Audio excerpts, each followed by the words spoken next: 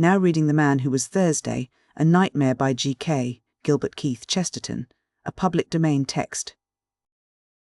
Chapter 11. The criminals chased the police. Syme put the field glasses from his eyes with an almost ghastly relief. "The president is not with them anyhow," he said, and wiped his forehead. "But surely they are right away on the horizon," said the bewildered colonel, blinking and but half recovered from Bull's hasty though polite explanation. "Could you possibly know your president among all those people?" "Could I know a white elephant among all those people?" answered Syme somewhat irritably. "As you very truly say, they are on the horizon, but if he were walking with them, by God, I believe this ground would shake." After an instant's pause, the new man called Ratcliffe said with gloomy decision, "Of course the president isn't with them. I wish to Gemini he were. Much more likely the president is riding in triumph through Paris, or sitting on the ruins of St. Paul's Cathedral." "This is absurd," said Syme. "Something may have happened in our absence, but he cannot have carried the world with a rush like that." "It is quite true," he added, frowning dubiously at the distant fields that lay towards the little station. "It is certainly true that there seems to be a crowd coming this way, but they are not all the army that you make out." "Oh, they," said the new detective contemptuously. "No, they are not a very valuable force. But let me tell you frankly that they are precisely calculated to our value. We are not much, my boy, in Sunday's universe. He has got hold of all the cables and telegraphs himself. But to kill the Supreme Council he regards as a trivial matter, like a postcard. It may be left to his private secretary." And he spat on the grass. Then he turned to the others and said somewhat austerely, "There is a great deal to be said for death, but if anyone has any preference for the other alternative, I strongly advise him to walk after me." With these words, he turned his broad back and strode with silent energy towards the wood. The others gave one glance over their shoulders and saw that the dark cloud of men had detached itself from the station and was moving with a mysterious discipline across the plain. They saw already, even with the naked eye, black blots on the foremost faces, which marked the masks they wore.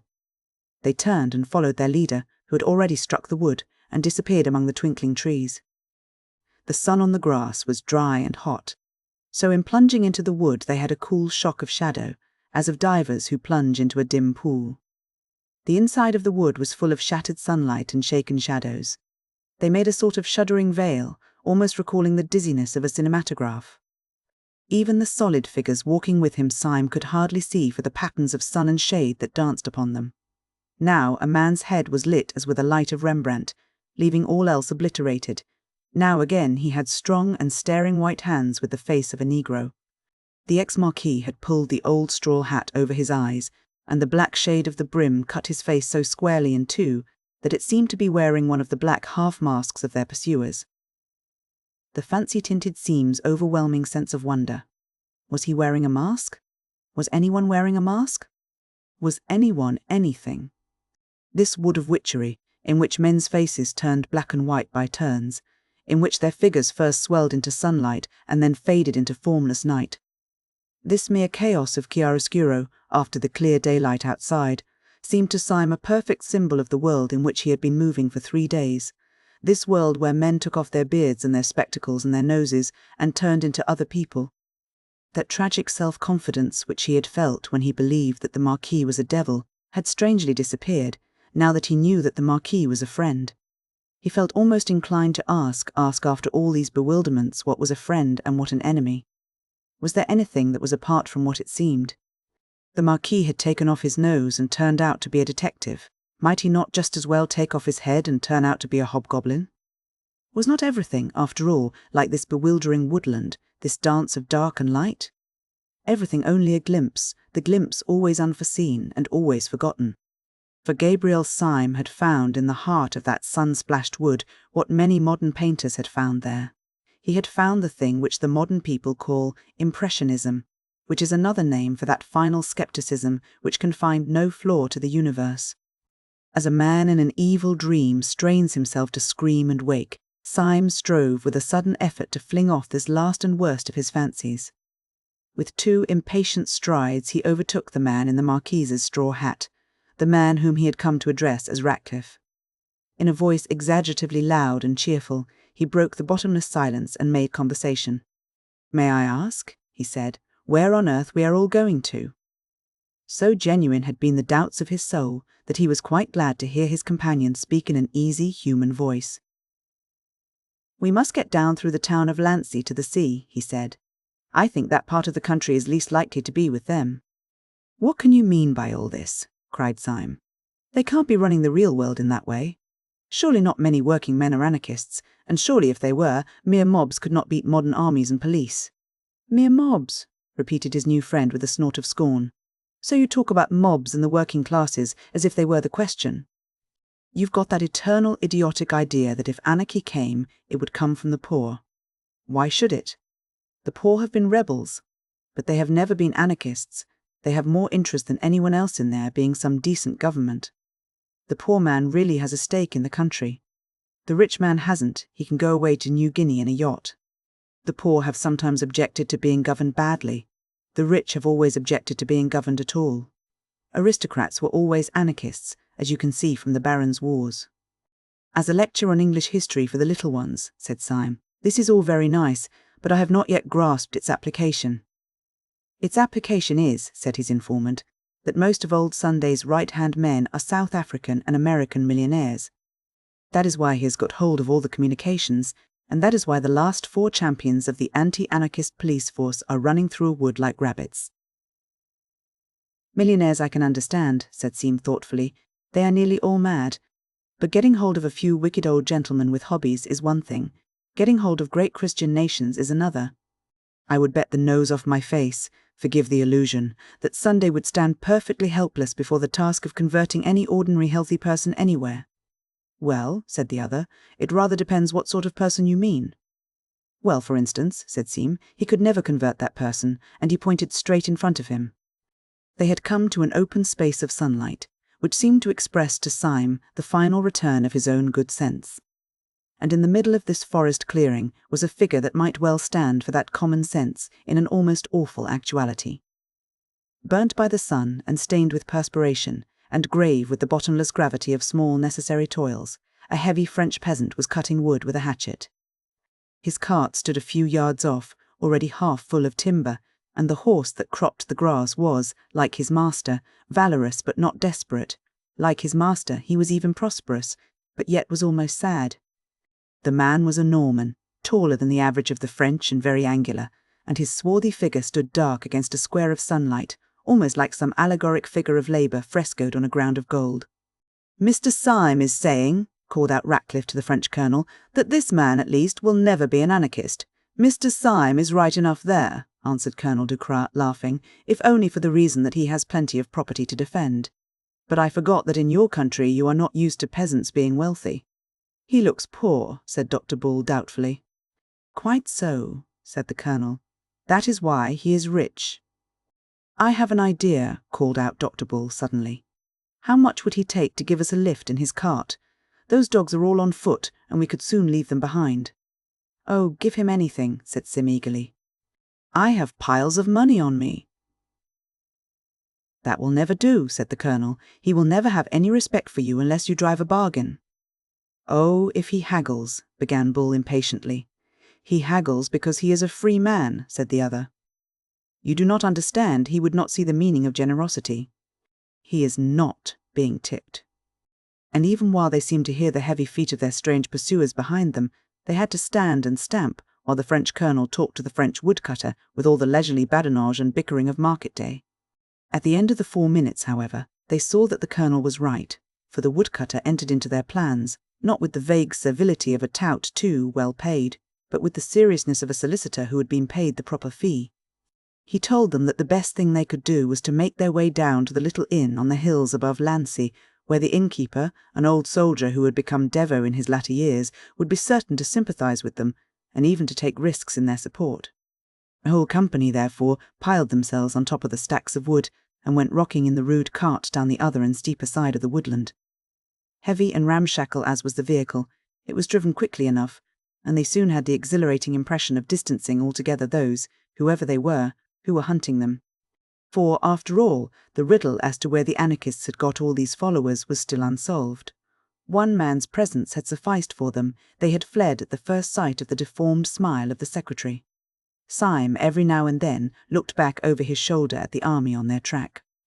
As the wood grew first thinner and then smaller with distance, he could see the sunlit slopes beyond it and above it, and across these was still moving the square black mob like one monstrous beetle. In the very strong sunlight and with his own very strong eyes, which were almost telescopic, Syme could see this mass of men quite plainly. He could see them as separate human figures, but he was increasingly surprised by the way in which they moved as one man.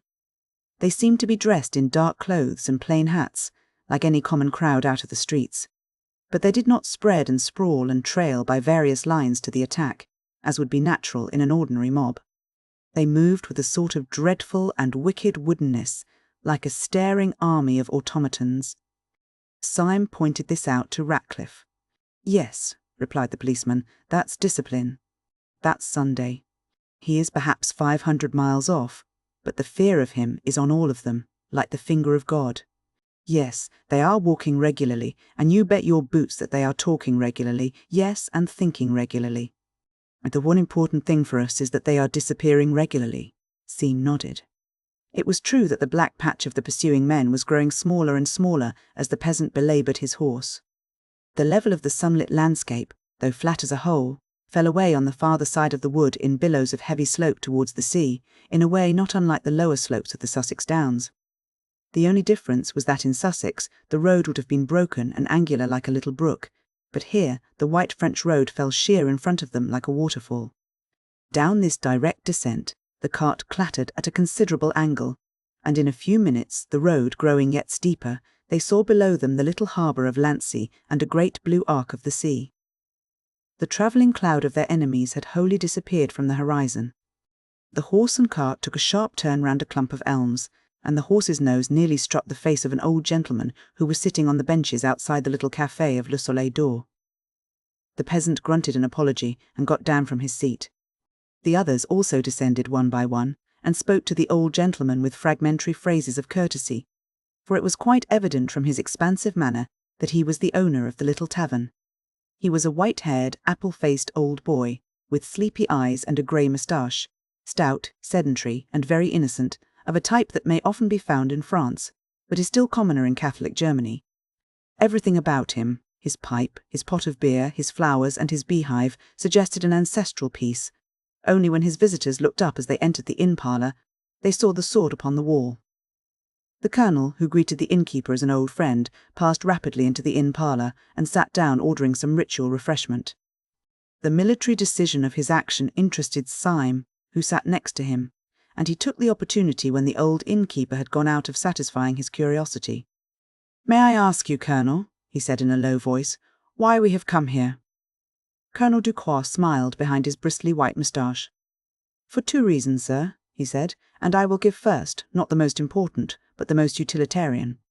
We came here because this is the only place within 20 miles in which we can get horses." "Horses?" repeated Syme, looking up quickly. "Yes," replied the other.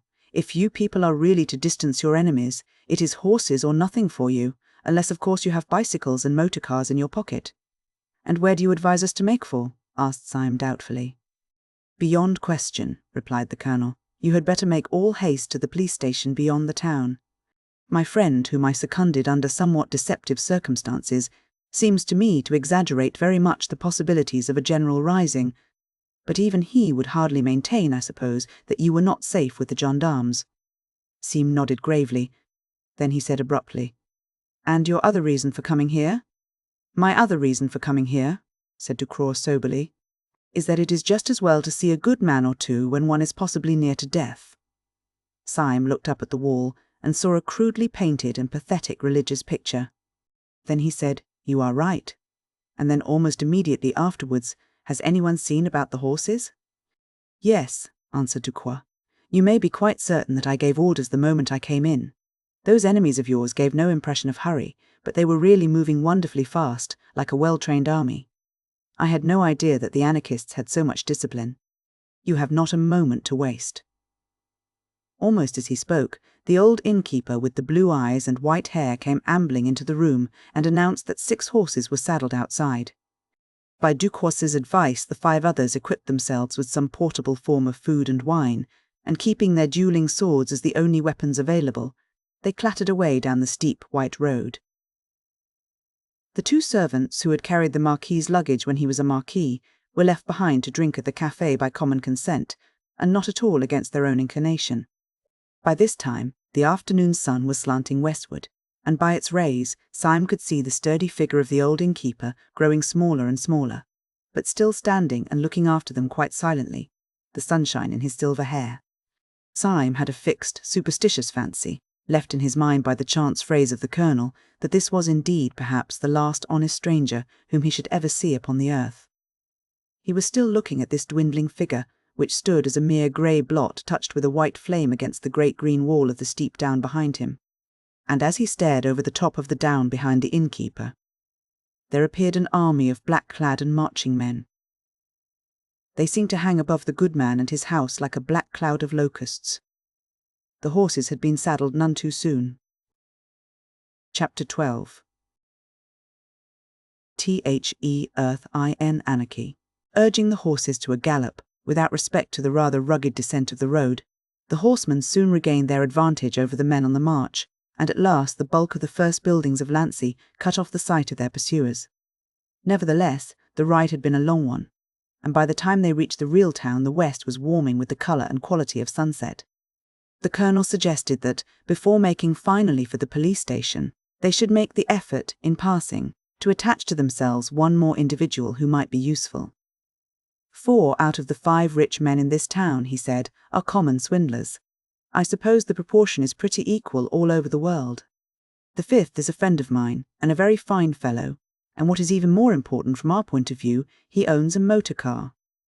I am afraid, said the professor in his mirthful way, looking back along the white road on which the black crawling patch might appear at any moment, I am afraid we have hardly time for afternoon calls. Dr. Renard's house is only 3 minutes off, said the colonel. Our danger, said Dr. Bull, is not 2 minutes off. Yes, said Syme, if we ride on fast we must leave them behind, for they are on foot. He has a motor car, said the colonel. But we may not get it, said Bull. Yes, he is quite on your side, but he might be out. Hold your tongue, said Syme suddenly. What is that noise?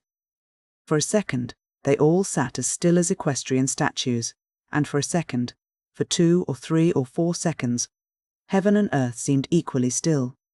Then all their ears, in an agony of attention, heard along the road that indescribable thrill and throb that means only one thing: horses.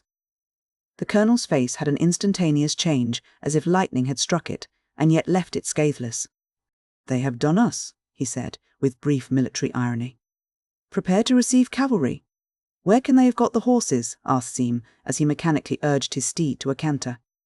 The colonel was silent for a little, then he said in a strained voice, I was speaking with strict accuracy when I said that the Soleil d'Or was the only place where one can get horses within 20 miles. No, said Syme violently, I don't believe he'd do it, not with all that white hair. He may have been forced, said the colonel gently. They must be at least 100 strong, for which reason we're all going to see my friend Renard, who has a motor car. With these words he swung his horse suddenly round a street corner, and went down the street with such thundering speed that the others, though already well at the gallop, had difficulty in following the flying tail of his horse. Dr. Renard inhabited a high and comfortable house at the top of a steep street, so that when the riders alighted at his door they could once more see the solid green ridge of the hill, with the white road across it, standing up above all the roofs of the town. They breathed again to see that the road as yet was clear, and they rang the bell. Dr. Renard was a beaming, brown-bearded man, a good example of that silent but very busy professional class which France has preserved even more perfectly than England. When the matter was explained to him, he poohed the panic of the ex-marquis altogether, he said, with the solid French scepticism, that there was no conceivable probability of a general anarchist rising. Anarchy, he said, shrugging his shoulders, it is childishness. Et ça, cried out the colonel suddenly, pointing over the other's shoulder, and that is childishness, isn't it? They all looked round, and saw a curve of black cavalry come sweeping over the top of the hill with all the energy of Attila. Swiftly as they rode, however, the whole rank still kept well together, and they could see the black vizards of the first line as level as a line of uniforms. But although the main black square was the same, though travelling faster, there was now one sensational difference which they could see clearly upon the slope of the hill, as if upon a slanted map. And the bulk of the riders were in one block, but one rider flew far ahead of the column, and with frantic movements of hand and heel urged his horse faster and faster, so that one might have fancied that he was not the pursuer, but the pursued. But even at that great distance they could see something so fanatical, so unquestionable in his figure, that they knew it was the secretary himself. "I am sorry to cut short a cultured discussion," said the colonel, "but can you lend me your motor car now, in 2 minutes?" "I have a suspicion that you are all mad," said Dr. Renard, smiling sociably, "but God forbid that madness should in any way interrupt friendship. Let us go round to the garage." Dr. Renard was a mild man with monstrous wealth. His rooms were like the Musée de Cluny, and he had 3 motor cars. These, however, he seemed to use very sparingly, having the simple tastes of the French middle class, and when his impatient friends came to examine them, it took them some time to assure themselves that one of them even could be made to work. This with some difficulty they brought round into the street before the doctor's house. When they came out of the dim garage, they were startled to find that twilight had already fallen with the abruptness of night in the tropics. Either they had been longer in the place than they imagined, or some unusual canopy of cloud had gathered over the town. They looked down the steep streets and seemed to see a slight mist coming up from the sea. "It is now or never," said Dr. Bull. "I hear horses." "No," corrected the professor, "a horse." And as they listened, it was evident that the noise, rapidly coming nearer on the rattling stones, was not the noise of the whole cavalcade, but that of the one horseman who had left it far behind, the insane secretary. Seam's family, like most of those who end in the simple life, had once owned a motor, and he knew all about them. He had leapt at once into the chauffeur's seat, and with flushed face was wrenching and tugging at the disused machinery. He bent his strength upon one handle, and then said quite quietly, "I am afraid it's no go." As he spoke, there swept round the corner a man rigid on his rushing horse, with the rush and rigidity of an arrow. He had a smile that thrust out his chin as if it were dislocated. He swept alongside of the stationary car, into which its company had crowded, and laid his hand on the front. It was the secretary, and his mouth went quite straight in the solemnity of triumph. Syme was leaning hard upon the steering wheel, and there was no sound but the rumble of the other pursuers riding into the town. Then there came quite suddenly a scream of scraping iron, and the car leapt forward. It plucked the secretary clean out of his saddle as a knife is whipped out of its sheath, trailed him kicking terribly for 20 yards, and left him flung flat upon the road far in front of his frightened horse. As the car took the corner of the street with a splendid curve, they could just see the other anarchists filling the street and raising their fallen leader. "I can't understand why it has grown so dark," said the professor at last in a low voice. "Going to be a storm, I think," said Dr. Bull. "I say, it's a pity we haven't got a light on this car, if only to see by." "We have," said the colonel, and from the floor of the car he fished up a heavy, old-fashioned, carved iron lantern with a light inside it. It was obviously an antique, and it would seem as if its original use had been in some way semi-religious, for there was a rude moulding of a cross upon one of its sides. "Where on earth did you get that?" asked the professor. "I got it where I got the car," answered the colonel, chuckling, "from my best friend. While our friend here was fighting with the steering wheel, I ran up the front steps of the house and spoke to Renard, who was standing in his own porch, you will remember. 'I suppose,' I said, 'there's no time to get a lamp.' He looked up, blinking amiably at the beautiful arched ceiling of his own front hall. From this was suspended, by chains of exquisite ironwork, this lantern, one of the 100 treasures of his treasure house. By sheer force he tore the lamp out of his own ceiling, shattering the painted panels and bringing down 2 blue vases with his violence. Then he handed me the iron lantern, and I put it in the car. Was I not right when I said that Dr. Renard was worth knowing?" "You were," said Symes seriously, and hung the heavy lantern over the front. There was a certain allegory of their whole position in the contrast between the modern automobile and its strange ecclesiastical lamp. Hitherto they had passed through the quietest part of the town, meeting at most 1 or 2 pedestrians who could give them no hint of the peace or the hostility of the place. Now, however, the windows in the houses began one by one to be lit up, giving a greater sense of habitation and humanity. Dr. Bull turned to the new detective who had led their flight, and permitted himself one of his natural and friendly smiles. "These lights make one feel more cheerful." Inspector Ratcliffe drew his brows together. "There is only one set of lights that make me more cheerful," he said, "and they are those lights of the police station which I can see beyond the town. Please God we may be there in 10 minutes." And all Bull's boiling good sense and optimism broke suddenly out of him. "Oh, this is all raving nonsense," he cried. "If you really think that ordinary people in ordinary houses are anarchists, you must be madder than an anarchist yourself. If we turned and fought these fellows, the whole town would fight for us." "No," said the other with an immovable simplicity. "The whole town would fight for them. We shall see." While they were speaking, the professor had leant forward with sudden excitement. "What is that noise?" he said. "Oh, the horses behind us, I suppose," said the colonel. "I thought we had got clear of them." "The horses behind us? No," said the professor. "It is not horses, and it is not behind us." Almost as he spoke, across the end of the street before them, two shining and rattling shapes shot past. They were gone almost in a flash, but everyone could see that they were motor cars, and the professor stood up with a pale face and swore that they were the other two motor cars from Dr. Renard's garage. "I tell you they were his," he repeated, with wild eyes, "and they were full of men in masks."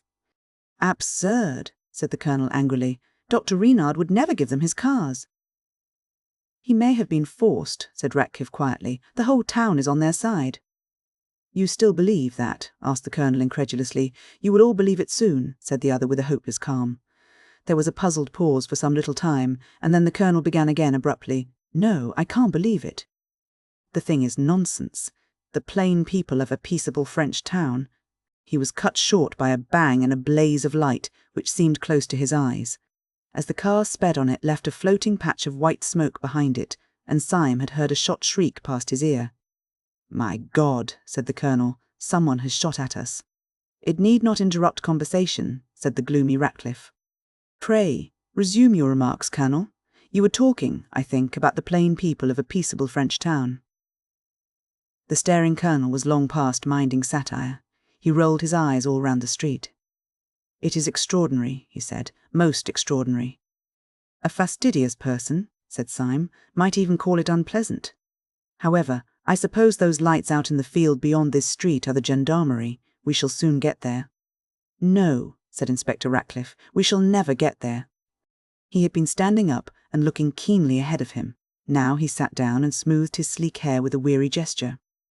"What do you mean?" asked Bull sharply. "I mean that we shall never get there," said the pessimist placidly.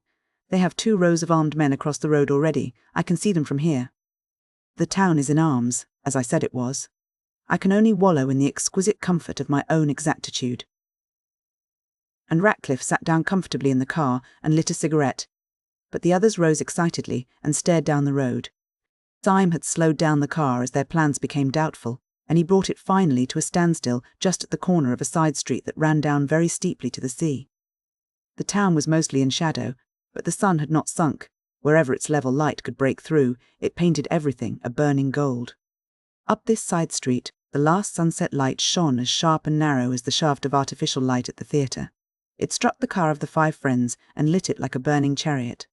But the rest of the street, especially the 2 ends of it, was in the deepest twilight, and for some seconds they could see nothing. Then Syme, whose eyes were the keenest, broke into a little bitter whistle and said, "It is quite true. There is a crowd or an army or some such thing across the end of that street."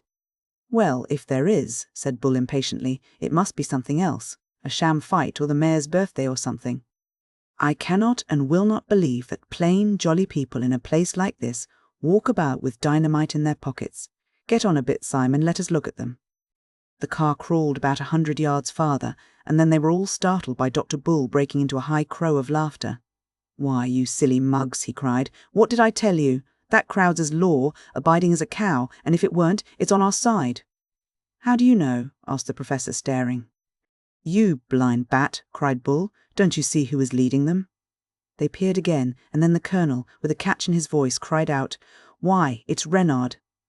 There was indeed a rank of dim figures running across the road, and they could not be clearly seen, but far enough in front to catch the accident of the evening light, was stalking up and down the unmistakable Dr. Renard in a white hat, stroking his long brown beard and holding a revolver in his left hand. "Oh, what a fool I've been!" exclaimed the colonel. "Of course the dear old boy has turned out to help us."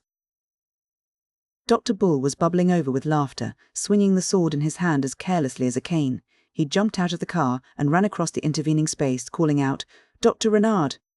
Dr. Renard!" An instant after, Syme thought his own eyes had gone mad in his head. For the philanthropic Dr. Renard had deliberately raised his revolver and fired twice at Bull, so that the shots rang down the road. Almost at the same second as the puff of white cloud went up from this atrocious explosion, a long puff of white cloud went up also from the cigarette of the cynical Ratcliffe. Like all the rest, he turned a little pale, but he smiled.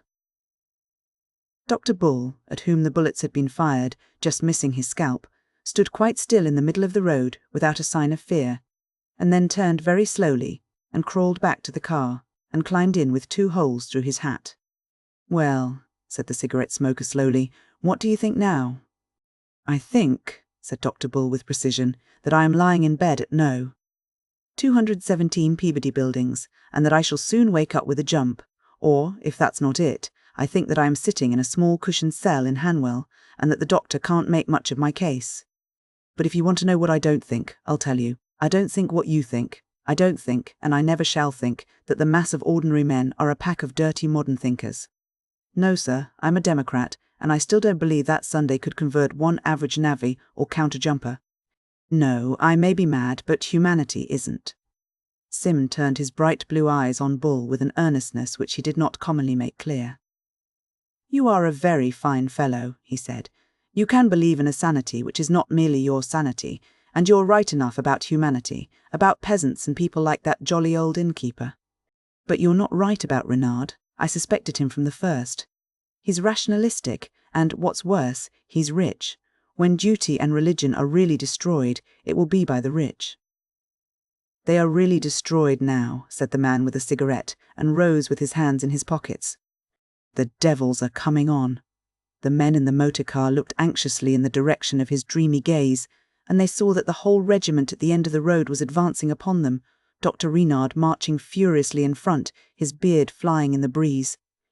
The colonel sprang out of the car with an intolerant exclamation. "Gentlemen," he cried, "the thing is incredible. It must be a practical joke. If you knew Renard as I do, it's like calling Queen Victoria a dynamiter. If you had got the man's character into your head." "Dr. Bull," said Syme sardonically, "has at least got it into his hat." "I tell you it can't be," cried the colonel, stamping.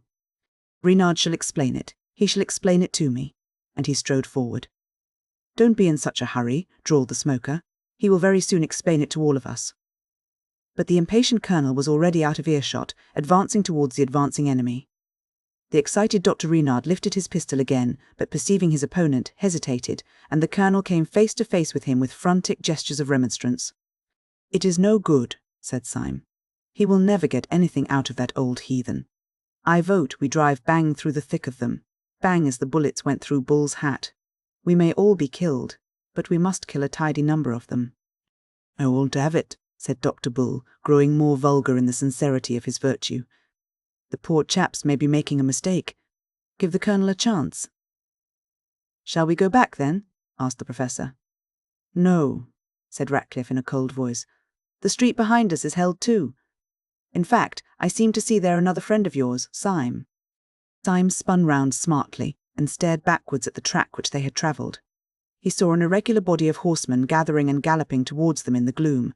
He saw above the foremost saddle the silver gleam of a sword, and then, as it grew nearer, the silver gleam of an old man's hair.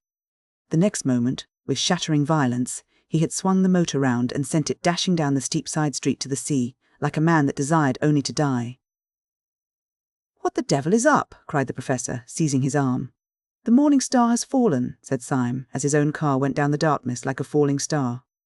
The others did not understand his words, but when they looked back at the street above, they saw the hostile cavalry coming round the corner and down the slopes after them, and foremost of all rode the good innkeeper, flushed with the fiery innocence of the evening light. "The world is insane," said the professor, and buried his face in his hands. "No," said Dr. Bull in adamantine humility, "it is I." "What are we going to do?" asked the professor. "At this moment," said Syme with a scientific detachment, "I think we are going to smash into a lamp-post." The next instant, the automobile had come with a catastrophic jar against an iron object. The instant after that, 4 men had crawled out from under a chaos of metal, and a tall, lean lamp-post that had stood up straight on the edge of the Marine Parade stood out, bent and twisted, like the branch of a broken tree. "Well, we smashed something," said the professor with a faint smile. That's some comfort. You're becoming an anarchist, said Seam, dusting his clothes with his instinct of daintiness. Everyone is, said Ratcliffe. As they spoke, the white-haired horseman and his followers came thundering from above, and almost at the same moment a dark string of men ran shouting along the seafront. Syme snatched a sword and took it in his teeth. He stuck 2 others under his arm. Pitts took a 4th in his left hand and the lantern in his right, and leapt off the high parade onto the beach below. The others leapt after him, with a common acceptance of such decisive action, leaving the debris and the gathering mob above them. We have one more chance, said Syme, taking the steel out of his mouth. Whatever all this pandemonium means, I suppose the police station will help us. We can't get there, for they hold the way. But there's a pier or breakwater runs out into the sea just here, which we could defend longer than anything else, like Horatius and his bridge. We must defend it till the gendarmerie turn out. Keep after me. They followed him as he went crunching down the beach, and in a second or two their boots broke not on the sea gravel, but on broad, flat stones.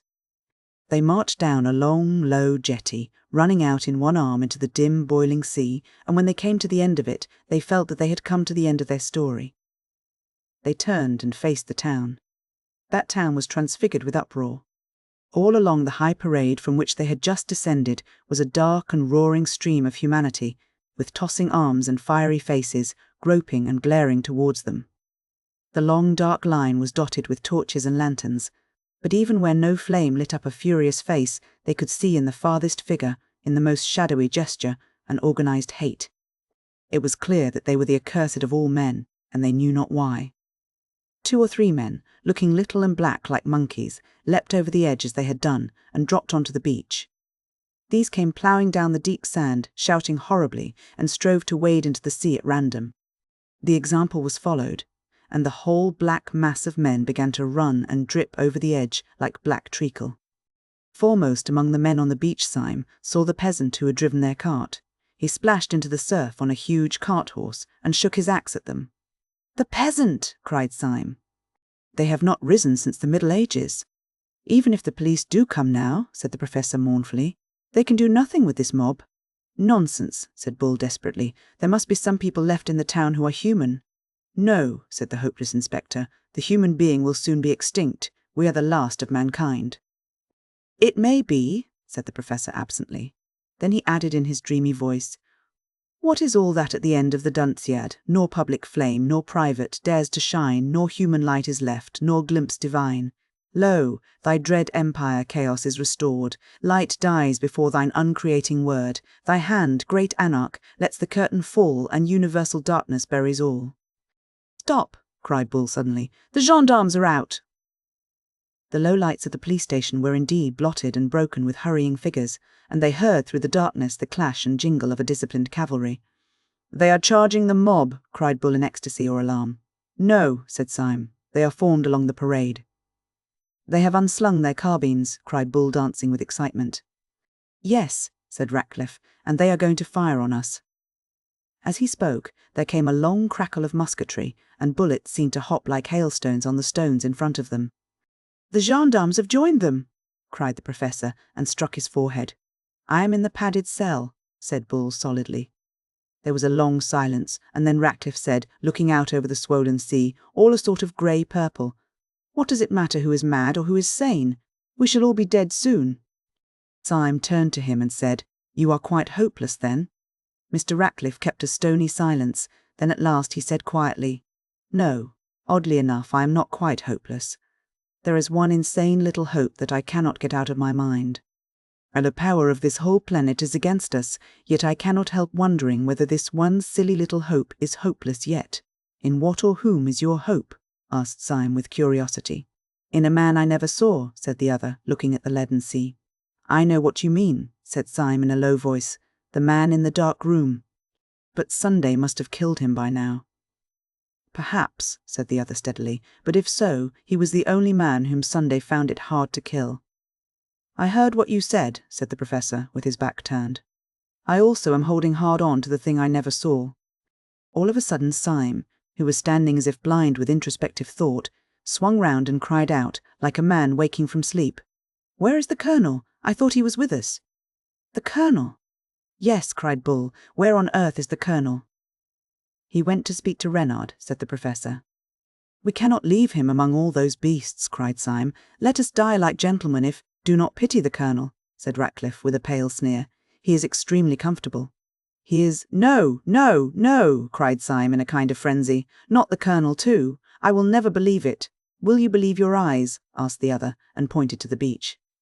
Many of their pursuers had waded into the water shaking their fists, but the sea was rough, and they could not reach the pier.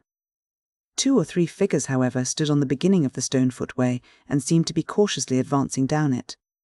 The glare of a chance lantern lit up the faces of the 2 foremost. One face wore a black half-mask, and under it the mouth was twisting about in such a madness of nerves that the black tuft of beard wriggled round and round like a restless, living thing. The other was the red face and white moustache of Colonel Ducroix. They were in earnest consultation. Yes, he is gone too, said the professor, and sat down on a stone. Everything's gone. I'm gone. I can't trust my own bodily machinery. I feel as if my own hand might fly up and strike me. When my hand flies up, said Syme, it will strike somebody else, and he strode along the pier towards the colonel, the sword in one hand and the lantern in the other. As if to destroy the last hope or doubt, the colonel, who saw him coming, pointed his revolver at him and fired. The shot missed Syme, but struck his sword, breaking it short at the hilt. Syme rushed on and swung the iron lantern above his head. Judas before Herod, he said, and struck the colonel down upon the stones. Then he turned to the secretary, whose frightful mouth was almost foaming now, and held the lamp high with so rigid and arresting a gesture that the man was, as it were, frozen for a moment and forced to hear.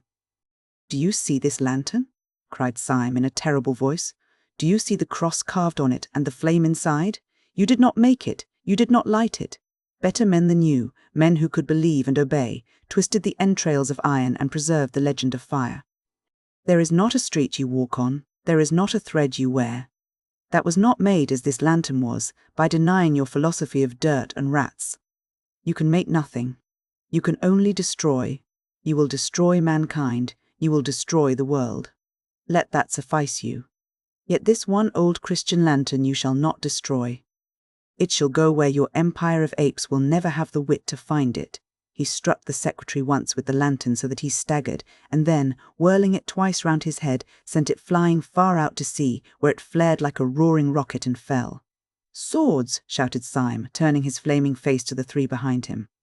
"Let us charge these dogs, for our time has come to die." His 3 companions came after him sword in hand.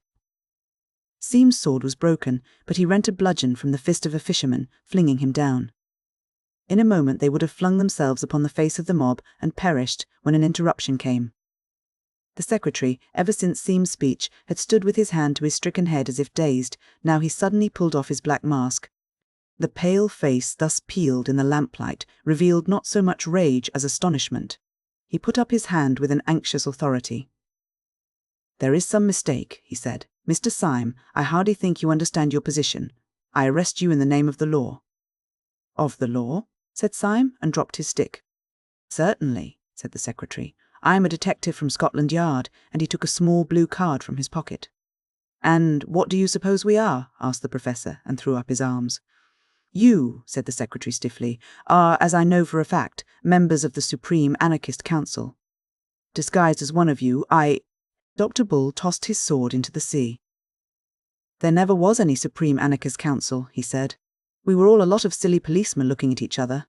And all these nice people who have been peppering us with shot thought we were the dynamiters. I knew I couldn't be wrong about the mob," he said, beaming over the enormous multitude, which stretched away to the distance on both sides. "A vulgar people are never mad. I'm vulgar myself, and I know. I am now going on shore to stand a drink to everybody here." Chapter 13. THE pursued OFTHE President. Next morning, 5 bewildered but hilarious people took the boat for Dover. The poor old colonel might have had some cause to complain, having been first forced to fight for 2 factions that didn't exist, and then knocked down with an iron lantern. But he was a magnanimous old gentleman, and being much relieved that neither party had anything to do with dynamite, he saw them off on the pier with great geniality. The 5 reconciled detectives had 100 details to explain to each other. The secretary had to tell Syme how they had come to wear masks originally, in order to approach the supposed enemy as fellow conspirators. Syme had to explain how they had fled with such swiftness through a civilized country.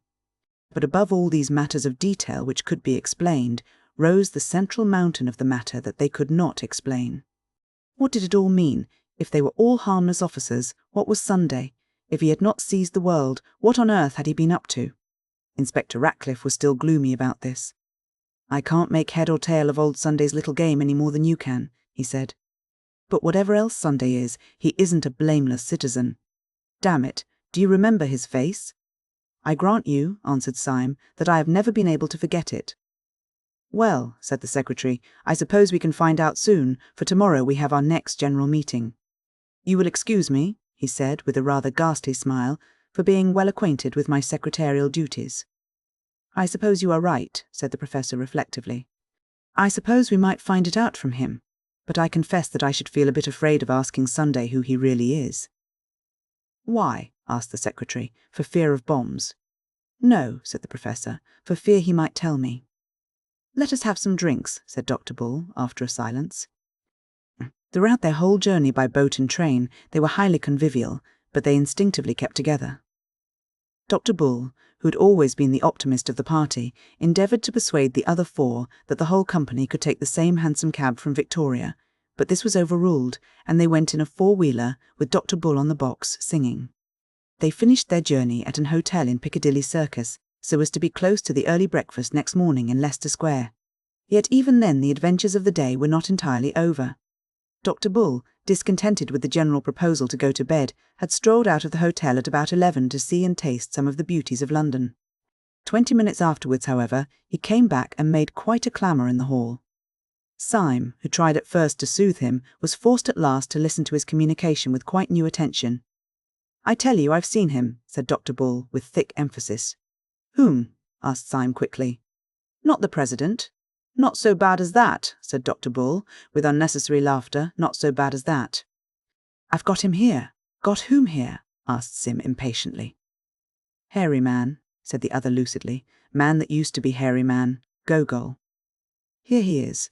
And he pulled forward by a reluctant elbow the identical young man who 5 days before had marched out of the council with thin red hair and a pale face, the first of all the sham anarchists who had been exposed. "Why do you worry with me?" he cried. "You have expelled me as a spy."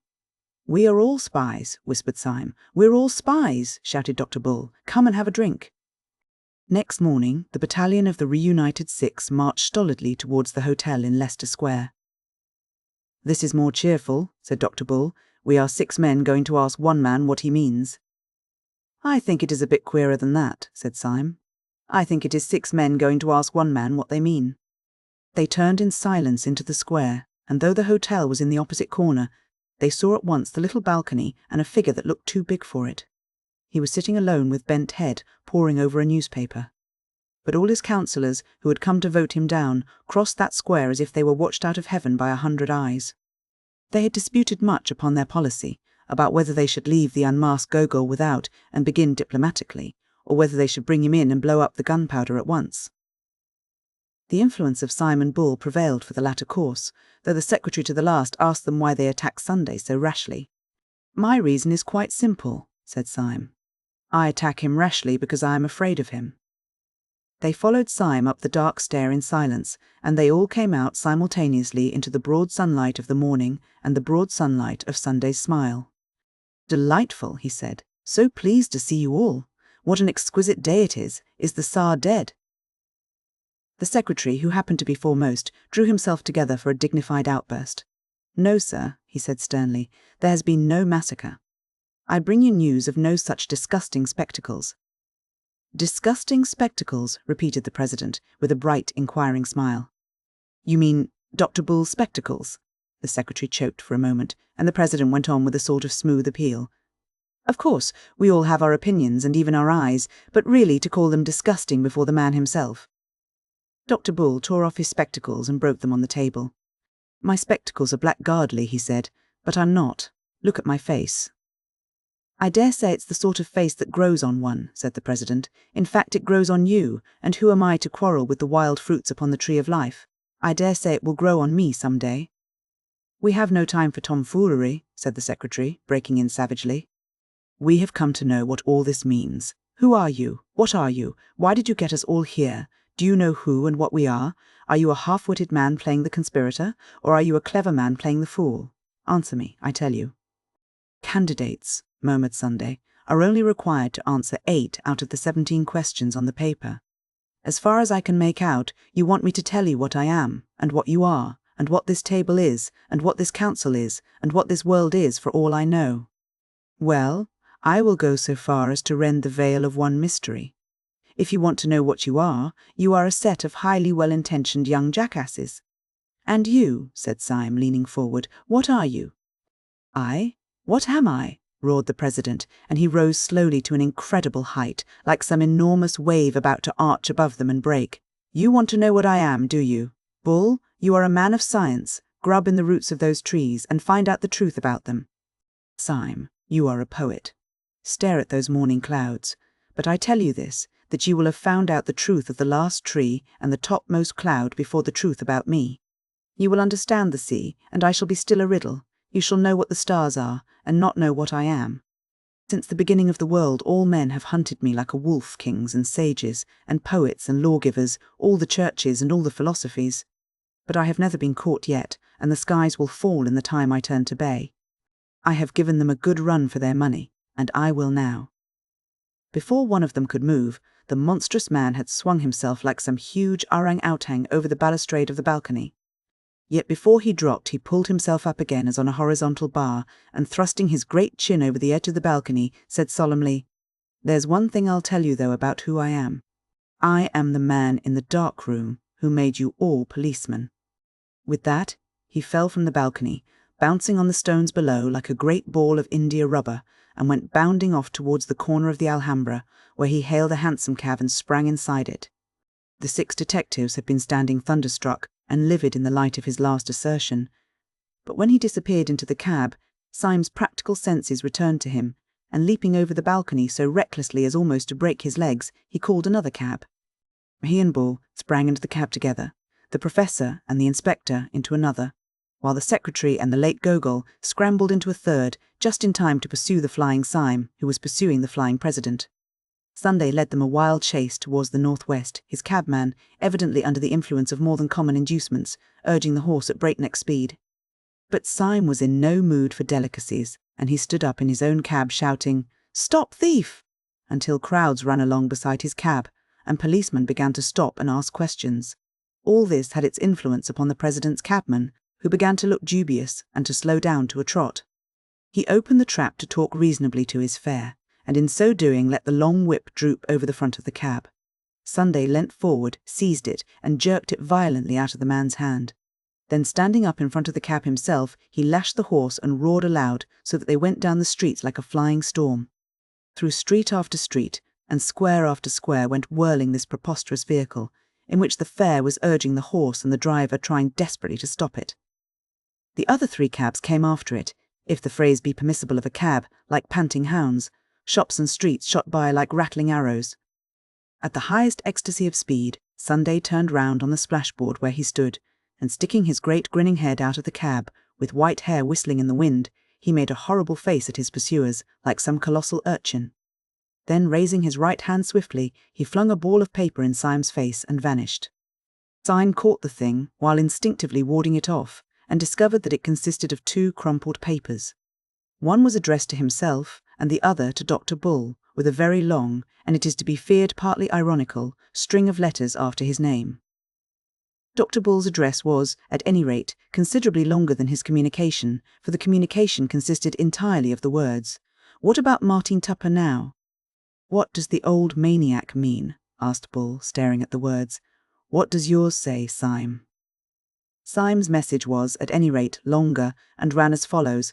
"No one would regret anything in the nature of an interference by the Archdeacon more than I.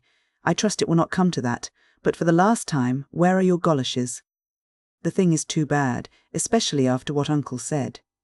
The president's cabman seemed to be regaining some control over his horse, and the pursuers gained a little as they swept round into the Edgware Road. And here there occurred what seemed to the Allies a providential stoppage. Traffic of every kind was swerving to right or left or stopping, for down the long road was coming the unmistakable roar announcing the fire engine, which in a few seconds went by like a brazen thunderbolt. But quick as it went by, Sunday had bounded out of his cab, sprung at the fire engine, caught it, slung himself onto it, and was seen as he disappeared in the noisy distance talking to the astonished fireman with explanatory gestures. "After him!" howled Syme. "He can't go astray now." "There's no mistaking a fire engine." The three cabmen, who had been stunned for a moment, whipped up their horses and slightly decreased the distance between themselves and their disappearing prey. The President acknowledged this proximity by coming to the back of the car, bowing repeatedly, kissing his hand, and finally flinging a neatly folded note into the bosom of Inspector Ratcliffe. When that gentleman opened it, not without impatience, he found it contained the words, "Fly at once. The truth about your trouser stretchers is known. A friend." The fire engine had struck still farther to the north, into a region that they did not recognize, and as it ran by a line of high railings shadowed with trees, the six friends were startled, but somewhat relieved, to see the President leap from the fire engine, though whether through another whim or the increasing protest of his entertainers they could not see. Before the three cabs, however, could reach up to the spot, he had gone up the high railings like a huge grey cat, tossed himself over, and vanished in a darkness of leaves. Syme, with a furious gesture, stopped his cab, jumped out, and sprang also to the escalade. When he had one leg over the fence and his friends were following, he turned a face on them which shone quite pale in the shadow. "What place can this be?" he asked. "Can it be the old devil's house? I've heard he has a house in North London." "All the better," said the secretary grimly, planting a foot in a foothold. "We shall find him at home." "No, but it isn't that," said Syme, knitting his brows. "I hear the most horrible noises, like devils laughing and sneezing and blowing their devilish noses." "His dog's barking, of course," said the secretary. "Why not say his black beetle's barking?" said Syme furiously. "Snails barking, geraniums barking. Did you ever hear a dog bark like that?" He held up his hand, and there came out of the thicket a long, growling roar that seemed to get under the skin and freeze the flesh, a low, thrilling roar that made a throbbing in the air all about them. "The dogs of Sunday would be no ordinary dogs," said Gogol, and shuddered. Syme had jumped down on the other side, but he still stood listening impatiently. "Well, listen to that," he said. "Is that a dog? Anybody's dog?"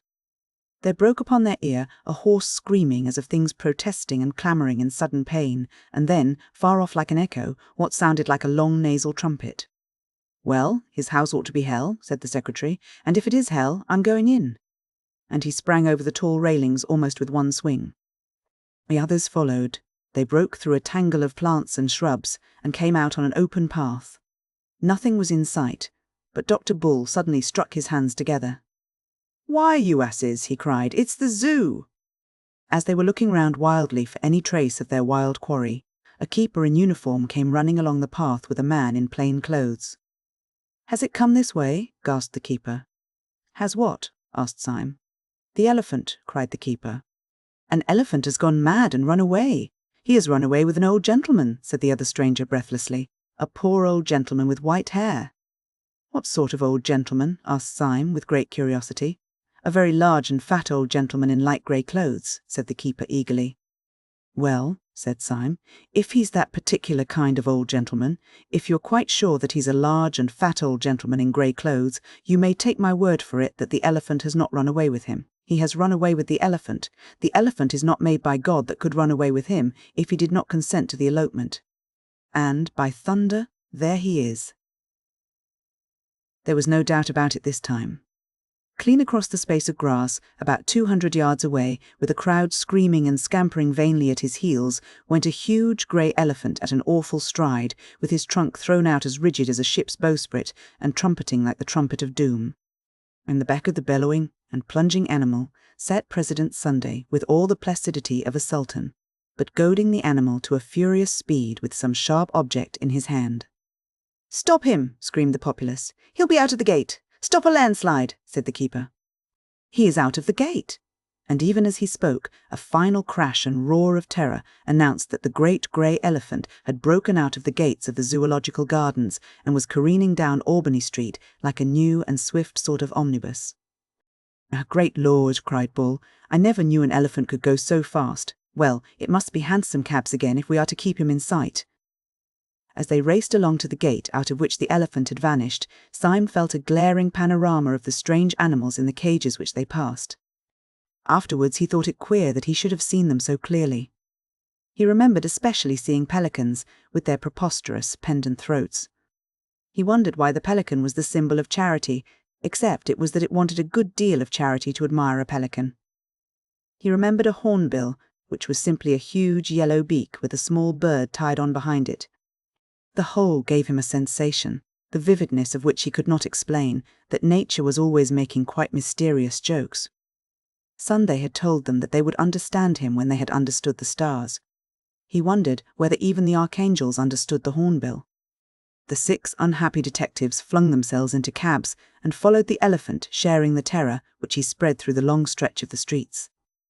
This time Sunday did not turn round, but offered them the solid stretch of his unconscious back, which maddened them, if possible, more than his previous mockeries.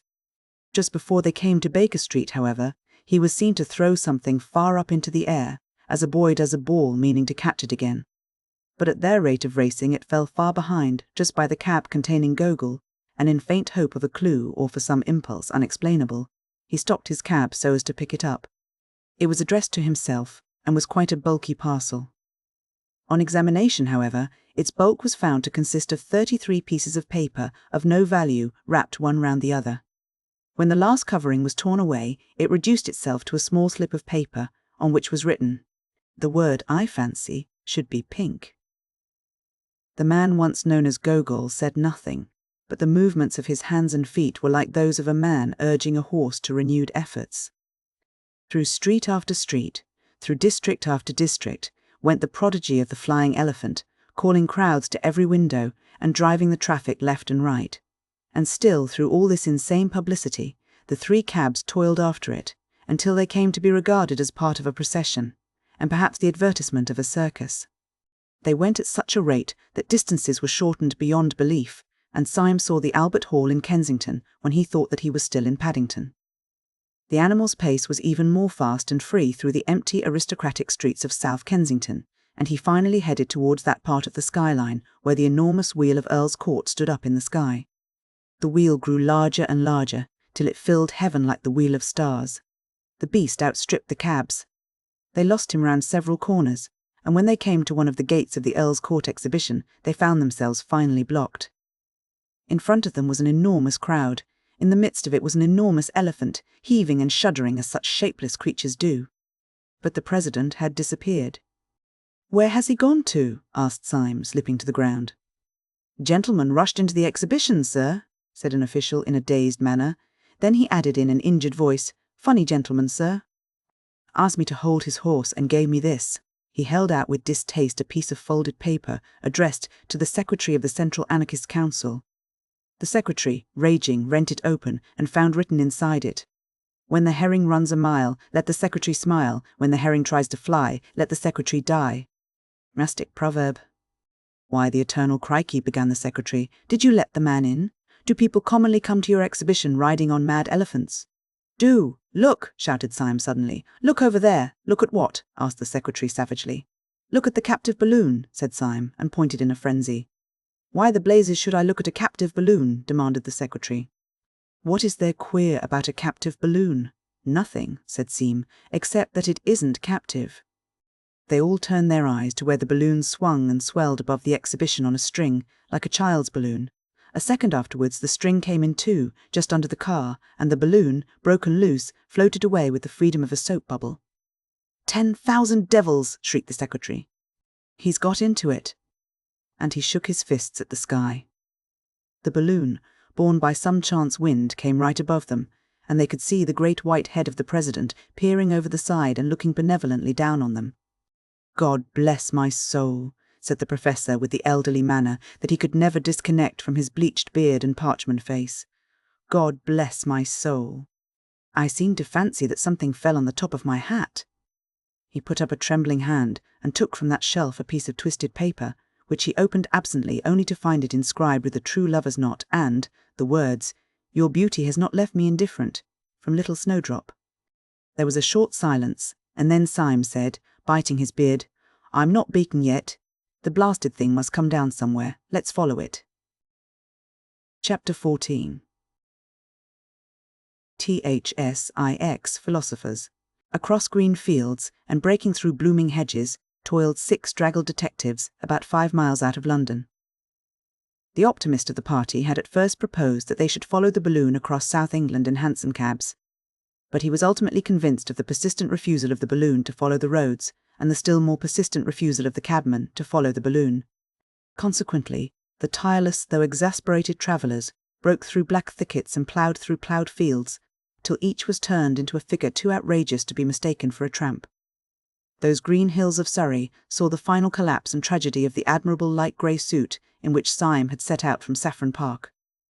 His silk hat was broken over his nose by a swinging bough, his coat-tails were torn to the shoulder by arresting thorns. The clay of England was splashed up to his collar, but he still carried his yellow beard forward with a silent and furious determination, and his eyes were still fixed on that floating ball of gas, which in the full flush of sunset seemed coloured like a sunset cloud.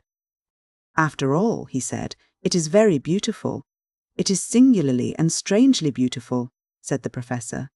"I wish the beastly gas bag would burst." "No," said Dr. Bull, "I hope it won't. It might hurt the old boy." "Hurt him," said the vindictive professor. "Hurt him, not as much as I'd hurt him if I could get up with him." "Little Snowdrop, I don't want him hurt, somehow," said Dr. Bull. "What?" cried the secretary bitterly. "Do you believe all that tale about his being our man in the dark room? Sunday would say he was anybody." "I don't know whether I believe it or not," said Dr. Bull, "but it isn't that I mean. I can't wish old Sunday's balloon to burst because—" "Well," said Syme impatiently, "because—" "Well, because he's so jolly like a balloon himself," said Dr. Bull desperately. "I don't understand a word of all that idea of his being the same man who gave us all our blue cards. It seems to make everything nonsense. But I don't care who knows it. I always had a sympathy for old Sunday himself, wicked as he was. Just as if he was a great bouncing baby. How can I explain what my queer sympathy was? It didn't prevent my fighting him like hell. Shall I make it clear if I say that I liked him because he was so fat?" "You will not," said the secretary. "I've got it now," cried Bull. "It was because he was so fat and so light, just like a balloon. We always think of fat people as heavy, but he could have danced against a sylph. I see now what I mean. Moderate strength is shown in violence, supreme strength is shown in levity. It was like the old speculations. What would happen if an elephant could leap up in the sky like a grasshopper? Our elephant," said Syme, looking upwards, "has leapt into the sky like a grasshopper. And somehow," concluded Bull, "that's why I can't help liking old Sunday. No, it's not an admiration of force or any silly thing like that. There is a kind of gaiety in the thing, as if he were bursting with some good news. Haven't you sometimes felt it on a spring day? You know nature plays tricks, but somehow that day proves they are good-natured tricks. I never read the Bible myself, but that part they laugh at is literal truth. Why leap ye high hills? The hills do leap at least, they try to. Why do I like Sunday? How can I tell you? Because he's such a bounder." There was a long silence, and then the secretary said in a curious, strained voice, "You do not know Sunday at all. Perhaps it is because you are better than I, and do not know hell. I was a fierce fellow, and a trifle morbid from the first. The man who sits in darkness, and who chose us all, chose me because I had all the crazy look of a conspirator, because my smile went crooked, and my eyes were gloomy, even when I smiled. But there must have been something in me that answered to the nerves in all these anarchic men. For when I first saw Sunday, he expressed to me, not your airy vitality, but something both gross and sad in the nature of things. I found him smoking in a twilight room, a room with brown blind down, infinitely more depressing than the genial darkness in which our master lives. He sat there on a bench, a huge heap of a man, dark and out of shape. He listened to all my words without speaking or even stirring. I poured out my most passionate appeals and asked my most eloquent questions. Then, after a long silence, the thing began to shake, and I thought it was shaken by some secret malady. It shook like a loathsome and living jelly. It reminded me of everything I had ever read about the base bodies that are the origin of life, the deep-sea lumps and protoplasm. It seemed like the final form of matter, the most shapeless and the most shameful. I could only tell myself, from its shudderings, that it was something at least that such a monster could be miserable. And then it broke upon me that the bestial mountain was shaking with a lonely laughter, and the laughter was at me. Do you ask me to forgive him that? It is no small thing to be laughed at by something at once lower and stronger than oneself. Surely you fellows are exaggerating wildly, cut in the clear voice of Inspector Ratcliffe. President Sunday is a terrible fellow for one's intellect, but he is not such a Barnum's freak physically as you make out. He received me in an ordinary office, in a grey check coat, in broad daylight. He talked to me in an ordinary way. But I'll tell you what is a trifle creepy about Sunday. His room is neat, his clothes are neat, everything seems in order, but he's absent-minded. Sometimes his great bright eyes go quite blind. For hours he forgets that you are there. Now, absent-mindedness is just a bit too awful in a bad man. We think of a wicked man as vigilant. We can't think of a wicked man who is honestly and sincerely dreamy because we daren't think of a wicked man alone with himself. An absent-minded man means a good-natured man. It means a man who, if he happens to see you, will apologize. But how will you bear an absent-minded man who, if he happens to see you, will kill you? That is what tries the nerves, abstraction combined with cruelty. Men have felt it sometimes when they went through wild forests, and felt that the animals there were at once innocent and pitiless. They might ignore or slay. How would you like to pass 10 mortal hours in a parlour with an absent-minded tiger? And what do you think of Sunday, Gogol? Asked Syme. I don't think of Sunday on principle, said Gogol simply, any more than I stare at the sun at noonday. Well, that is a point of view, said Syme thoughtfully. What do you say, Professor? The Professor was walking with bent head and trailing stick, and he did not answer at all. Wake up, Professor, said Syme genially. Tell us what you think of Sunday. The Professor spoke at last, very slowly. I think something, he said, that I cannot say clearly, or rather I think something that I cannot even think clearly. But it is something like this. My early life, as you know, was a bit too large and loose. Well, when I saw Sunday's face, I thought it was too large, everybody does, but I also thought it was too loose. The face was so big that one couldn't focus it or make it a face at all. The eye was so far away from the nose that it wasn't an eye. The mouth was so much by itself that one had to think of it by itself. The whole thing is too hard to explain. He paused for a little, still trailing his stick, and then went on. But put it this way. Walking up a road at night, I have seen a lamp and a lighted window and a cloud make together a most complete and unmistakable face. If anyone in heaven has that face, I shall know him again.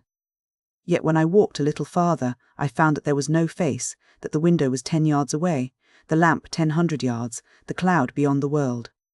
Well, Sunday's face escaped me. It ran away to right and left, as such chance pictures run away. And so his face has made me, somehow, doubt whether there are any faces. I don't know whether your face, Bull, is a face or a combination in perspective. Perhaps one black disk of your beastly glasses is quite close, and another 50 miles away. Oh, the doubts of a materialist are not worth a dump. Sunday has taught me the last and the worst doubts, the doubts of a spiritualist. I am a Buddhist, I suppose, and Buddhism is not a creed, it is a doubt.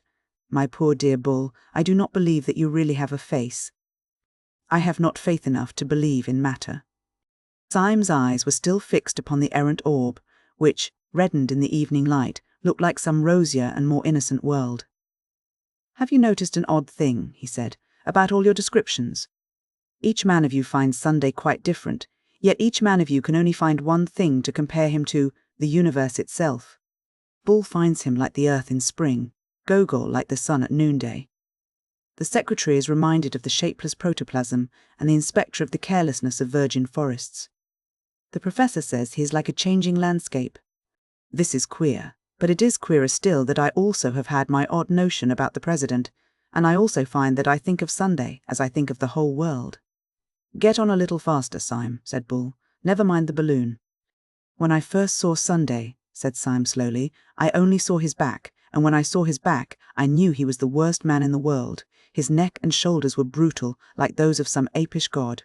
His head had a stoop that was hardly human, like the stoop of an ox. In fact, I had at once the revolting fancy that this was not a man at all, but a beast dressed up in men's clothes. Get on, said Dr. Bull, and then the queer thing happened. I had seen his back from the street as he sat in the balcony. Then I entered the hotel, and coming round the other side of him, saw his face in the sunlight. His face frightened me, as it did everyone, but not because it was brutal, not because it was evil. On the contrary, it frightened me because it was so beautiful, because it was so good." "Syme," exclaimed the secretary, "are you ill?"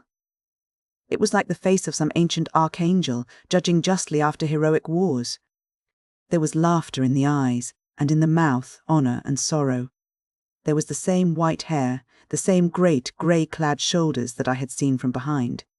But when I saw him from behind, I was certain he was an animal, and when I saw him in front, I knew he was a god. Pan, said the professor dreamily, was a god and an animal.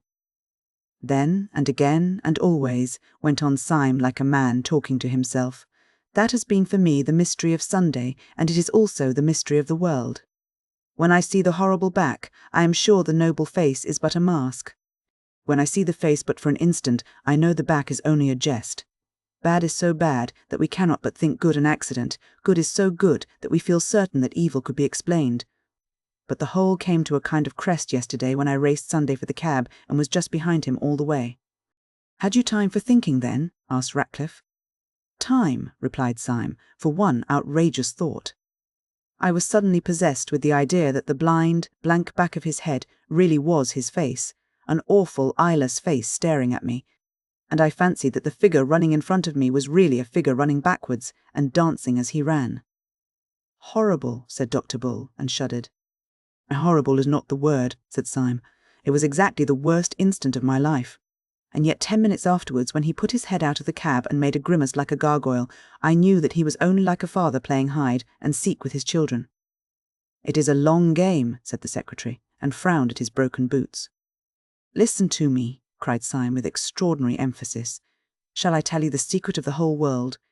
It is that we have only known the back of the world. We see everything from behind, and it looks brutal. That is not a tree, but the back of a tree.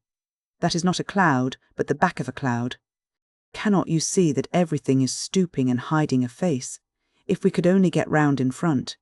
"Look!" cried out Bull clamorously. "The balloon is coming down!" There was no need to cry out to Syme, who had never taken his eyes off it. He saw the great luminous globe suddenly stagger in the sky, right itself, and then sink slowly behind the trees like a setting sun. The man called Gogol, who had hardly spoken through all their weary travels, suddenly threw up his hands like a lost spirit. "He is dead," he cried, "and now I know he was my friend in the dark." "Dead," snorted the secretary. "You will not find him dead easily. If he has been tipped out of the car, we shall find him rolling as a colt rolls in a field, kicking his legs for fun." "Clashing his hoofs," said the professor. "The colts do, and so did Pan." "Pan again," said Dr. Bull irritably. "You seem to think Pan is everything." "So he is," said the professor, "in Greek. He means everything. Don't forget," said the secretary, looking down, "that he also means panic." Syme had stood without hearing any of the exclamations. "It fell over there," he said shortly. "Let us follow it." Then he added with an indescribable gesture, "Oh, if he has cheated us all by getting killed, it would be like one of his larks." He strode off towards the distant trees with a new energy, his rags and ribbons fluttering in the wind. The others followed him in a more footsore and dubious manner. And almost at the same moment all 6 men realized that they were not alone in the little field. Across the square of turf a tall man was advancing towards them, leaning on a strange long staff like a sceptre. He was clad in a fine but old-fashioned suit with knee breeches. Its colour was that shade between blue, violet and grey which can be seen in certain shadows of the woodland. His hair was whitish grey, and at the first glance, taken along with his knee breeches, looked as if it was powdered. His advance was very quiet, but for the silver frost upon his head, he might have been one of the shadows of the wood. "Gentlemen," he said, "my master has a carriage waiting for you in the road just by." "Who is your master?" asked Syme, standing quite still. "I was told you knew his name," said the man respectfully. There was a silence, and then the secretary said, "Where is this carriage?" "It has been waiting only a few moments," said the stranger. "My master has only just come home." Syme looked left and right upon the patch of green field in which he found himself. The hedges were ordinary hedges, the trees seemed ordinary trees, yet he felt like a man entrapped in fairyland. He looked the mysterious ambassador up and down, but he could discover nothing except that the man's coat was the exact colour of the purple shadows, and that the man's face was the exact colour of the red and brown and golden sky. "Show us the place," Syme said briefly, and without a word, the man in the violet coat turned his back and walked towards a gap in the hedge, which let in suddenly the light of a white road. As the 6 wanderers broke out upon this thoroughfare, they saw the white road blocked by what looked like a long row of carriages, such a row of carriages as might close the approach to some house in Park Lane. Along the side of these carriages stood a rank of splendid servants, all dressed in the grey-blue uniform, and all having a certain quality of stateliness and freedom which would not commonly belong to the servants of a gentleman, but rather to the officials and ambassadors of a great king. There were no less than 6 carriages waiting, one for each of the tattered and miserable band. All the attendants, as if in court dress, wore swords, and as each man crawled into his carriage they drew them, and saluted with a sudden blaze of steel. "What can it all mean?" asked Bull of Syme as they separated. "Is this another joke of Sunday's?" "I don't know," said Syme as he sank wearily back in the cushions of his carriage. "But if it is, it's one of the jokes you talk about. It's a good-natured one." The 6 adventurers had passed through many adventures, but not one had carried them so utterly off their feet as this last adventure of comfort. They had all become inured to things going roughly, but things suddenly going smoothly swamped them. They could not even feebly imagine what the carriages were. It was enough for them to know that they were carriages, and carriages with cushions. They could not conceive who the old man was who had led them, but it was quite enough that he had certainly led them to the carriages. Syme drove through a drifting darkness of trees in utter abandonment. It was typical of him that while he had carried his bearded chin forward fiercely so long as anything could be done, when the whole business was taken out of his hands, he fell back on the cushions in a frank collapse. Very gradually, and very vaguely, he realized into what rich roads the carriage was carrying him. He saw that they passed the stone gates of what might have been a park, that they began gradually to climb a hill which, while wooded on both sides, was somewhat more orderly than a forest. Then there began to grow upon him, as upon a man slowly waking from a healthy sleep, a pleasure in everything. He felt that the hedges were what hedges should be, living walls, that a hedge is like a human army, disciplined, but all the more alive. He saw high elms behind the hedges, and vaguely thought how happy boys would be climbing there. Then his carriage took a turn of the path, and he saw suddenly and quietly, like a long, low sunset cloud, a long, low house, mellow in the mild light of sunset. All the 6 friends compared notes afterwards and quarrelled, but they all agreed that in some unaccountable way the place reminded them of their boyhood. It was either this elm top or that crooked path. It was either this scrap of orchard or that shape of a window. But each man of them declared that he could remember this place before he could remember his mother. When the carriages eventually rolled up to a large, low, cavernous gateway, another man in the same uniform, but wearing a silver star on the grey breast of his coat, came out to meet them. This impressive person said to the bewildered Syme, "Refreshments are provided for you in your room." Syme, under the influence of the same mesmeric sleep of amazement, went up the large oaken stairs after the respectful attendant. He entered a splendid suite of apartments that seemed to be designed specially for him. He walked up to a long mirror with the ordinary instinct of his class, to pull his tie straight or to smooth his hair, and there he saw the frightful figure that he was, blood running down his face from where the bough had struck him, his hair standing out like yellow rags of rank grass, his clothes torn into long, wavering tatters. At once the whole enigma sprang up, simply as the question of how he had got there, and how he was to get out again. Exactly at the same moment, a man in blue, who had been appointed as his valet, said very solemnly, "I have put out your clothes, sir." "Clothes?" said Syme sardonically. "I have no clothes except these," and he lifted 2 long strips of his frock-coat in fascinating festoons, and made a movement as if to twirl like a ballet girl. "My master asks me to say," said the attendant, "that there is a fancy dress ball tonight, and that he desires you to put on the costume that I have laid out. Meanwhile, sir, there is a bottle of Burgundy and some cold pheasant, which he hopes you will not refuse, as it is some hours before supper." "Cold pheasant is a good thing," said Syme reflectively, "and Burgundy is a spanking good thing. But really I do not want either of them so much as I want to know what the devil all this means, and what sort of costume you have got laid out for me. Where is it?" The servant lifted off a kind of ottoman, a long peacock-blue drapery, rather of the nature of a domino, on the front of which was emblazoned a large golden sun, and which was splashed here and there with flaming stars and crescents.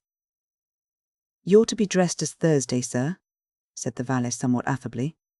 Dressed as Thursday, said Syme in meditation. It doesn't sound a warm costume. Oh, yes, sir, said the other eagerly. The Thursday costume is quite warm, sir. It fastens up to the chin. Well, I don't understand anything, said Syme, sighing. I have been used so long to uncomfortable adventures that comfortable adventures knock me out. Still, I may be allowed to ask why I should be particularly like Thursday in a green frock, spotted all over with the sun and moon. Those orbs, I think, shine on other days. I once saw the moon on Tuesday, I remember. Beg pardon, sir, said the valet. Bible also provided for you, and with a respectful and rigid finger he pointed out a passage in the first chapter of Genesis. Syme read it wondering. It was that in which the fourth day of the week is associated with the creation of the sun and moon. Here, however, they reckoned from a Christian Sunday. This is getting wilder and wilder, said Syme as he sat down in a chair. Who are these people who provide cold pheasant and burgundy, and green clothes and Bibles? Do they provide everything? Yes, sir, everything, said the attendant gravely. Shall I help you on with your costume? Oh, hitch the bally thing on, said Syme impatiently. But though he affected to despise the mummery, he felt a curious freedom and naturalness in his movements as the blue and gold garment fell about him, and when he found that he had to wear a sword, it stirred a boyish dream. As he passed out of the room, he flung the folds across his shoulder with a gesture. His sword stood out at an angle, and he had all the swagger of a troubadour. For these disguises did not disguise, but reveal. Chapter 15. The accuser. As Syme strode along the corridor, he saw the secretary standing at the top of a great flight of stairs. The man had never looked so noble. He was draped in a long robe of starless black, down the centre of which fell a band or broad stripe of pure white, like a single shaft of light. The whole looked like some very severe ecclesiastical vestment. There was no need for Syme to search his memory or the Bible in order to remember that the first day of creation marked the mere creation of light out of darkness.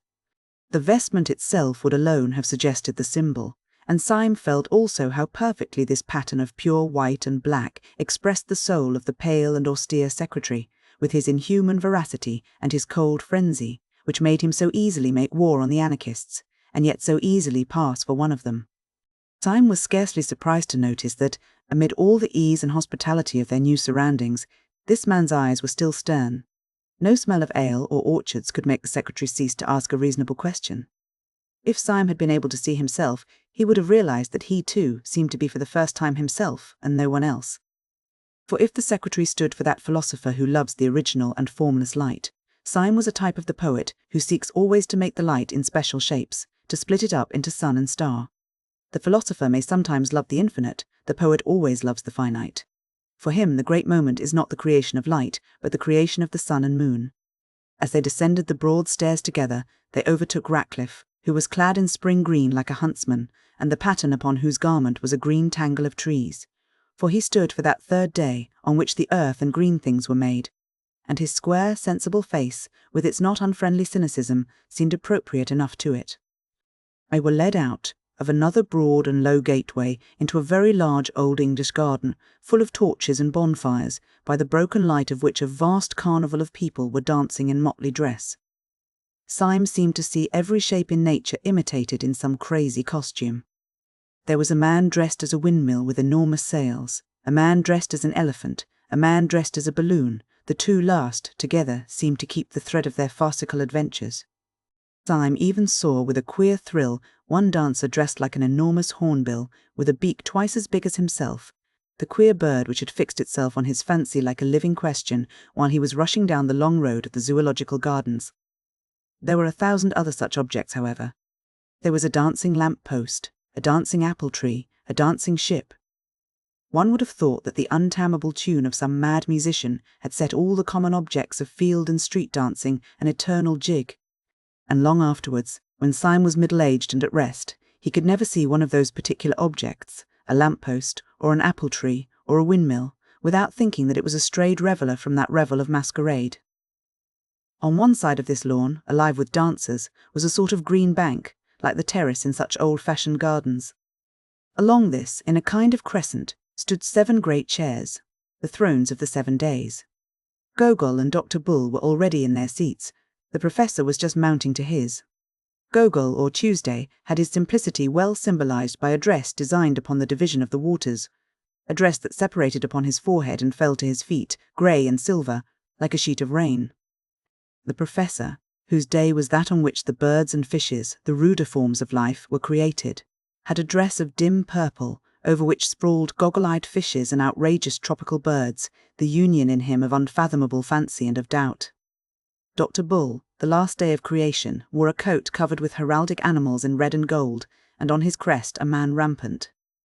He lay back in his chair with a broad smile, the picture of an optimist in his element.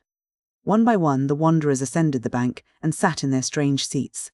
As each of them sat down, a roar of enthusiasm rose from the carnival, such as that with which crowds receive kings. Cups were clashed and torches shaken, and feathered hats flung in the air. The men for whom these thrones were reserved were men crowned with some extraordinary laurels. But the central chair was empty. Syme was on the left hand of it, and the secretary on the right.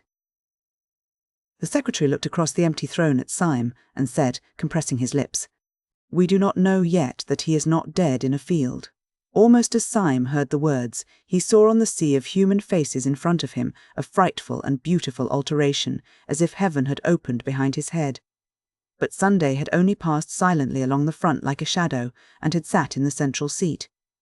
He was draped plainly, in a pure and terrible white, and his hair was like a silver flame on his forehead. For a long time, it seemed for hours, that huge masquerade of mankind swayed and stamped in front of them to marching and exultant music. Every couple dancing seemed a separate romance. It might be a fairy dancing with a pillar box, or a peasant girl dancing with the moon, but in each case it was, somehow, as absurd as Alice in Wonderland, yet as grave and kind as a love story. At last, however, the thick crowd began to thin itself. Couples strolled away into the garden walks, or began to drift towards that end of the building where stood smoking, in huge pots like fish kettles, some hot and scented mixtures of old ale or wine. Above all these, upon a sort of black framework on the roof of the house, roared in its iron basket a gigantic bonfire, which lit up the land for miles. It flung the homely effect of firelight over the face of vast forests of grey or brown, and it seemed to fill with warmth even the emptiness of upper night. Yet this also, after a time, was allowed to grow fainter. The dim groups gathered more and more round the great cauldrons, or passed, laughing and clattering, into the inner passages of that ancient house. Soon there were only some 10 loiterers in the garden, soon only 4. Finally, the last stray merrymaker ran into the house, whooping to his companions. The fire faded, and the slow, strong stars came out, and the 7 strange men were left alone, like 7 stone statues on their chairs of stone. Not one of them had spoken a word. They seemed in no haste to do so, but heard in silence the hum of insects and the distant song of one bird. Then Sunday spoke, but so dreamily that he might have been continuing a conversation rather than beginning one. "We will eat and drink later," he said. "Let us remain together a little, we who have loved each other so sadly and have fought so long. I seem to remember only centuries of heroic war, in which you were always heroes. Epic on epic, Iliad on Iliad, and you always brothers in arms. Whether it was but recently, for time is nothing, or at the beginning of the world, I sent you out to war. I sat in the darkness, where there is not any created thing, and to you I was only a voice commanding valour and an unnatural virtue. You heard the voice in the dark, and you never heard it again. The sun in heaven denied it, the earth and sky denied it, all human wisdom denied it, and when I met you in the daylight, I denied it myself." Syme stirred sharply in his seat, but otherwise there was silence, and the incomprehensible went on. "But you were men. You did not forget your secret honour, though the whole cosmos turned an engine of torture to tear it out of you. I knew how near you were to hell. I know how you, Thursday, crossed swords with King Satan, and how you, Wednesday, named me in the hour without hope." There was complete silence in the starlit garden, and then the black-browed secretary, implacable, turned in his chair towards Sunday and said in a harsh voice, "Who and what are you?" "I am the Sabbath," said the other without moving. "I am the peace of God." The secretary started up and stood crushing his costly robe in his hand. "I know what you mean," he cried, "and it is exactly that I cannot forgive you. I know you are contentment, optimism, what do they call the thing, an ultimate reconciliation. Well, I am not reconciled. If you were the man in the dark room, why were you also Sunday, an offense to the sunlight? If you were from the first our father and our friend, why were you also our greatest enemy? We wept, we fled in terror, the iron entered into our souls, and you are the peace of God. Oh, I can forgive God his anger, though it destroyed nations, but I cannot forgive him his peace. Sunday answered not a word, but very slowly he turned his face of stone upon Syme, as if asking a question. No, said Syme, I do not feel fierce like that. I am grateful to you, not only for wine and hospitality here, but for many a fine scamper and free fight. But I should like to know. My soul and heart are as happy and quiet here as this old garden, but my reason is still crying out. I should like to know. Sunday looked at Ratcliffe, whose clear voice said, It seems so silly that you should have been on both sides and fought yourself. Bull said, I understand nothing, but I am happy. In fact, I am going to sleep. I am not happy, said the professor with his head in his hands, because I do not understand. You let me stray a little too near to hell. And then Gogol said, with the absolute simplicity of a child, I wish I knew why I was hurt so much. Still Sunday said nothing, but only sat with his mighty chin upon his hand and gazed at the distance. Then at last he said, I have heard your complaints in order, and here, I think, comes another to complain, and we will hear him also. The falling fire in the great cresset threw a last long gleam, like a bar of burning gold, across the dim grass. Against this fiery band was outlined in utter black the advancing legs of a black-clad figure. He seemed to have a fine close suit with knee-breeches, such as that which was worn by the servants of the house, only that it was not blue, but of this absolute sable. He had, like the servants, a kind of sword by his side. It was only when he had come quite close to the crescent of the seven and flung up his face to look at them, that Syme saw, with thunderstruck clearness, that the face was the broad, almost ape-like face of his old friend Gregory, with its rank red hair and its insulting smile. Gregory, gasped Syme, half rising from his seat. Why, this is the real anarchist. Yes, said Gregory, with a great and dangerous restraint, I am the real anarchist. Now there was a day, murmured Bull, who seemed really to have fallen asleep, when the sons of God came to present themselves before the Lord, and Satan came also among them. You are right, said Gregory, and gazed all round. I am a destroyer. I would destroy the world if I could. A sense of a pathos far under the earth stirred up in Syme, and he spoke brokenly and without sequence. Oh, most unhappy man, he cried, try to be happy. You have red hair like your sister. My red hair, like red flames, shall burn up the world, said Gregory. I thought I hated everything more than common men can hate anything, but I find that I do not hate everything so much as I hate you. I never hated you, said Syme very sadly. Then out of this unintelligible creature the last thunders broke. You, he cried, you never hated because you never lived. I know what you are, all of you, from first to last. You are the people in power. You are the police, the great fat, smiling men in blue and buttons. You are the law, and you have never been broken. But is there a free soul alive that does not long to break you, only because you have never been broken? We in revolt talk all kind of nonsense doubtless about this crime, or that crime of the government. It is all folly. The only crime of the government is that it governs. The unpardonable sin of the supreme power is that it is supreme. I do not curse you for being cruel. I do not curse you, though I might, for being kind. I curse you for being safe.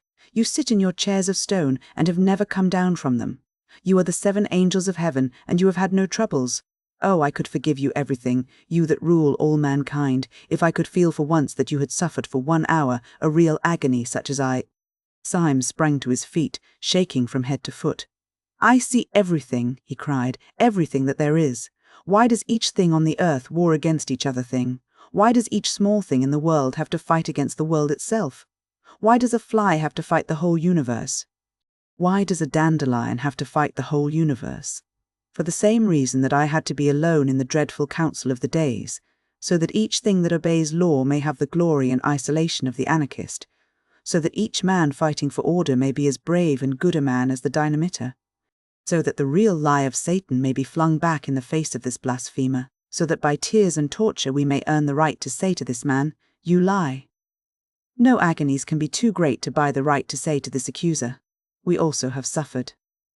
It is not true that we have never been broken. We have been broken upon the wheel. It is not true that we have never descended from these thrones. We have descended into hell. We were complaining of unforgettable miseries even at the very moment when this man entered insolently to accuse us of happiness. I repel the slander, we have not been happy. I can answer for every one of the great guards of law whom he has accused. At least, he had turned his eyes so as to see suddenly the great face of Sunday, which wore a strange smile. "Have you?" he cried in a dreadful voice. "Have you ever suffered?" As he gazed, the great face grew to an awful size, grew larger than the colossal mask of Memnon, which had made him scream as a child. It grew larger and larger, filling the whole sky. Then everything went black. Only in the blackness, before it entirely destroyed his brain, he seemed to hear a distant voice saying a commonplace text that he had heard somewhere. "Can ye drink of the cup that I drink of?" When men in books awake from a vision, they commonly find themselves in some place in which they might have fallen asleep. They yawn in a chair, or lift themselves with bruised limbs from a field. Syme's experience was something much more psychologically strange, if there was indeed anything unreal, in the earthly sense, about the things he had gone through. For while he could always remember afterwards that he had swooned before the face of Sunday, he could not remember having ever come to at all. He could only remember that gradually and naturally he knew that he was, and had been, walking along a country lane with an easy and conversational companion. That companion had been a part of his recent drama. It was the red-haired poet Gregory. They were walking like old friends, and were in the middle of a conversation about some triviality. But Syme could only feel an unnatural buoyancy in his body, and a crystal simplicity in his mind that seemed to be superior to everything that he said or did. He felt he was in possession of some impossible good news, which made every other thing a triviality, but an adorable triviality. And dawn was breaking over everything in colours, at once clear and timid, as if nature made a first attempt at yellow and a first attempt at rose. A breeze blew so clean and sweet that one could not think that it blew from the sky. It blew rather through some hole in the sky. Syme felt a simple surprise when he saw rising all round him, on both sides of the road, the red, irregular buildings of Saffron Park. He had no idea that he had walked so near London. He walked by instinct along one white road on which early birds hopped and sang, and found himself outside a fenced garden. There he saw the sister of Gregory, the girl with the gold-red hair, cutting lilac before breakfast, with the great unconscious gravity of a girl.